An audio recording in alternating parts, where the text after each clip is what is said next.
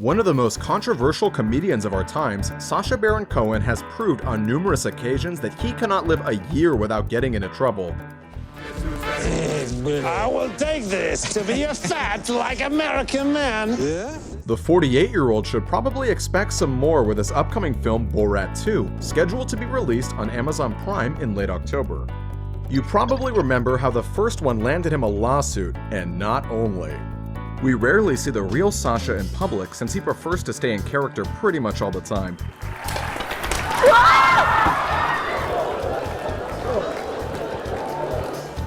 But today, we try to discover the true face of Sacha Baron Cohen.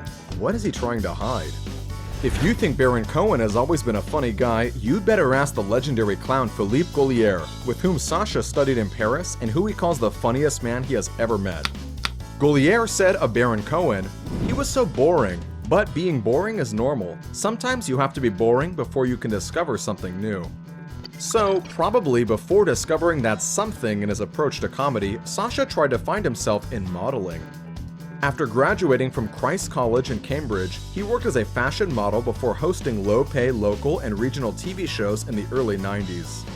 Even though it was a brief period in his life, for Sacha it was definitely a good prep for crafting the stylish Bruno.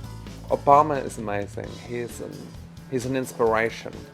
It gives me great hope that after so many years of struggle, that somebody can finally get into the White House despite being incredibly hot.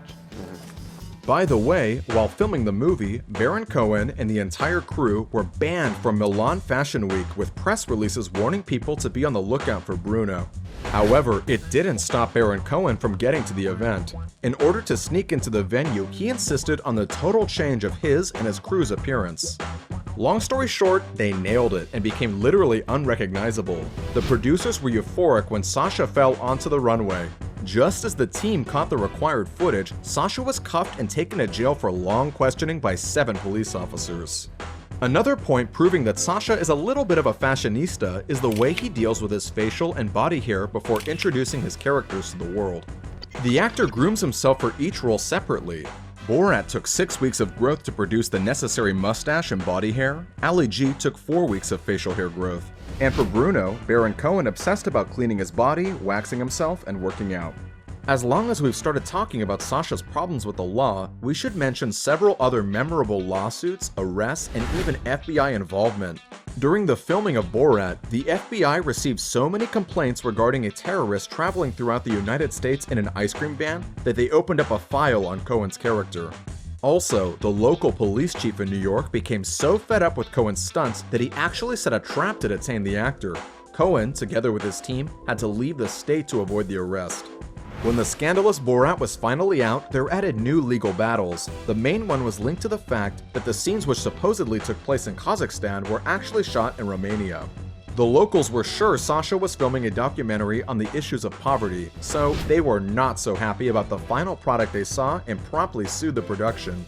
Another Sacha versus police issue popped up recently when Donald Trump's former aide Rudy Giuliani revealed how he tried to get Sacha's character Ali G arrested. Giuliani, who was the former mayor of New York, thought he was invited for a serious interview, and it turned out to be a stunt by Ali G, who appeared in the studio wearing a pink bikini. Following which, the 76-year-old instantly rang the police, causing Baron Cohen to flee the scene. It was not the first time Sacha attempted to involve President Trump in one of his spoof interviews. He interviewed the president himself in 2003 as part of the series The Ali G Show. He asked the future president such questions as, "How long has there been businesses?" and pitched an idea involving ice cream-proof gloves. Some believe that it is not accidental that Borat 2 will premiere just before the elections. Look at this shot. Any questions?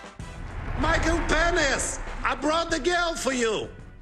Borat's subsequent movie film. So let's take a pause here, because if we enumerate all the cases when someone wanted to initiate Sacha's arrest, we will need to come up with a separate 2-hour film. My wife, she have a gun, and she shot me once. You know, what can I do? I get horny in the middle of the night, but it's not rape if it's your wife, eh? While any ordinary person would prefer not to get involved in these kind of situations, Sacha seems to be enjoying them, pushing his experiments closer to the edge with every new project of his. What I'm trying to do is actually push it to the limit of you know, before this, I don't want anyone to get hurt, but I want to see what people's real thoughts on, real beliefs on. Several reports indicate that with Borat 2, he risked his life so badly that he had to wear a bulletproof vest. His wife, actress Isla Fisher, admits it is not a normal life. She confessed in one of her interviews. Obviously, it's not pleasant to say to your husband, instead of, "Did you pick up the dry cleaning?" or "Did you pick up someone from a playdate?" "Oh wow, are we getting sued? Has anyone put a death threat on us?" But it doesn't make her love him less. The pair met back in 2002 at a party in Australia and started dating. They got engaged in 2004 and married in Paris 6 years later, after Fisher converted to Judaism. You guys are such a beautiful couple. Do you guys... Particularly me. Yes, exactly. That's exactly where I was going. She's beautiful, but you're just like a vision. Talking about her conversion to Judaism, the mother of three says she truly embraced the religion and loves the values that come with being Jewish. We all know that Baron Cohen prefers to remain in character regardless of whether cameras are rolling. We barely see the actor truly serious whenever he appears on the screen. It is actually his way of keeping privacy while being a public figure. Do people recognize you when you're just Sacha, when you're yourself? Not really, which is great. Both Sacha and Isla are tight-lipped when it comes to their personal lives. But what is Baron Cohen like with his family? Does he bring his characters home at the end of the day? When Fisher was asked this question, she said, "Oh my gosh, no, that would make life challenging." But he brings them home visually. I'll see a handlebar mustache when he's doing Borat, or he'll have the blonde streaks from Bruno, his gay fashionista character. Still, sometimes awkward situations involving Sacha's alter egos do happen within their family life. Once, Isla's parents flew to Cape Town to see Sacha working, as they really wanted to observe the creative process. Isla forgot to check the call sheet, and when they arrived on set, they saw 2 animatronic elephants and a crowd of people around it. We got closer and we couldn't see Sacha anywhere. Then suddenly my husband popped his head out of the elephant's vagina and proceeded to fight against the other elephant's erect penis. Any need to mention that the actress's parents were in awe? We don't think so.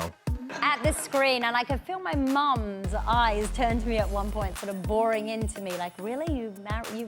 This is it? That's... In a recent development, just the moment the audience thought they got used to Sacha's stunts and didn't expect something different from him, there appeared Netflix miniseries The Spy, based on the life of Israel's top spy, Ellie Cohen.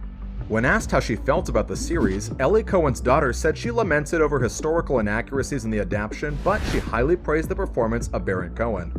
Honestly speaking, we were all struck by the actor's dramatic talent demonstrated for the first time in his decade-long career. Although he's dabbled in serious projects before, including Sweeney Todd, this marks Cohen's first starring role in a drama, which he admits was a real change. The actor and comedian has a childhood memory. In his family's living room in London, there sat a book called Our Man in Damascus about Ellie Cohen. Hardly could he imagine that many years later, he would portray the real-life character in the nervy 6-episode thriller. I saw Ellie Cohen, as he was written in the show, as an extreme version of myself. The stakes were higher for him because the price of failure is imprisonment and execution. Ellie Cohen was, in that sense, the greatest method actor of the last century. This somehow explains the actor's perception of life in his career, pushing himself to the edge of the impossible and making it possible. Even though it doesn't seem like Baron Cohen is taking all these challenging and risky projects for money, he has the fortune to boast of. According to the website Celebrity Net Worth, Sacha's net worth totals $160 million. Both Baron Cohen and Fisher are passionate about charity. In December 2015, they raised $500,000 to both Save the Children and the International Rescue Committee. That money reportedly went towards protecting 250,000 children facing a measles outbreak in Syria. It's also thought that the comedian and his actress wife gave $500,000 to New York-based International Rescue Committee. That's all for today. We sincerely hope you liked our new video and are looking forward to the new ones. As always, we are eager to see your opinion in the comment section below, and do tell us which topic we should cover next. Behind the scenes dramas of your favorite shows? Why did this seemingly perfect couple break up? How come this Hollywood hottie is still alone? Who holds the title of the most fan-friendly celebrity? Make your voice heard, and we at Rumour Juice will make sure you are never bored. Subscribe to our channel and don't forget to tell your friends how cool we are.